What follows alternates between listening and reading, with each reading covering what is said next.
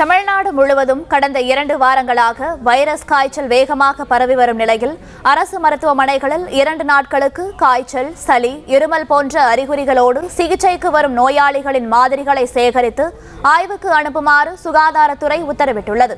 இதுகுறித்த கூடுதல் விவரங்களை வழங்குகிறார் எமது செய்தியாளர் முனாஃப். வணக்கம். இது பற்றிய மேலும் விவரங்கள். தமிழ்நாடு முழுவதும் கடந்த 2 வார காலமாக வைரஸ் காய்ச்சல் அதிக அளவில் பரவி வருகிறது. காலநிலை மாற்றம், மழைநீர் பாதிப்பு உள்ளிட்ட காரணங்களால் இந்த வைரஸ் காய்ச்சல் பரவல் தமிழகம் முழுவதும் அதிகரித்துள்ளதாக சுகாதாரத்துறை தெரிவித்திருக்கிறது. அதன்படி தமிழகத்தில் இன்றும் நாளையும் காய்ச்சல் தொடர்பாக சுகாதாரத்துறை அதிகாரிகள் ஆய்வு மேற்கொள்ள தற்போது உத்தரவிடப்பட்டிருக்கிறது. 38 மாவட்டங்களில் இன்றும் நாளையும் அரசு மருத்துவமனைகள், அரசு மருத்துவ கல்லூரிகள், அதே போன்று ஆரம்ப சுகாதார நிலையங்கள், மாநகராட்சி மருத்துவமனைகள் உள்ளிட்ட இடங்களில் ஆய்வு நடத்த சுகாதாரத்துறை உத்தரவிட்டிருக்கிறது.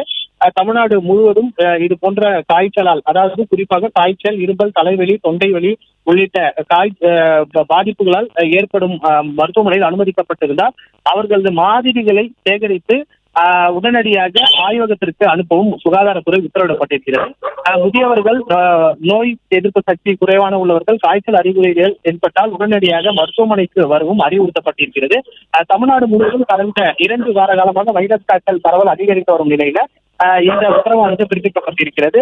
இன்றும் நாளையும் காய்ச்சல் தொடர்பாக ஆய்வுகளை மேற்கொள்ளும் சுகாதாரத்துறை உத்தரவிட்டிருக்கிறது. 38 மாவட்டங்களில் இன்றும் நாளையும் மருத்துவமனைகள் மற்றும் மருத்துவ கல்லூரிகளில் ஆய்வுகள் நடத்தவும் சுகாதாரத்துறை இந்த உத்தரவு பிறப்பித்திருக்கிறது. தகவல்களுக்கு நன்றி முனாஃப். பிளே ஸ்டோர் மற்றும் ஆப் ஸ்டோரில் இருந்து பாலிமர் செயலியை QR கோடு மூலம் பதிவிறக்கம் செய்யுங்கள். செய்திகளை உடனுக்குடன் பெறுங்கள்.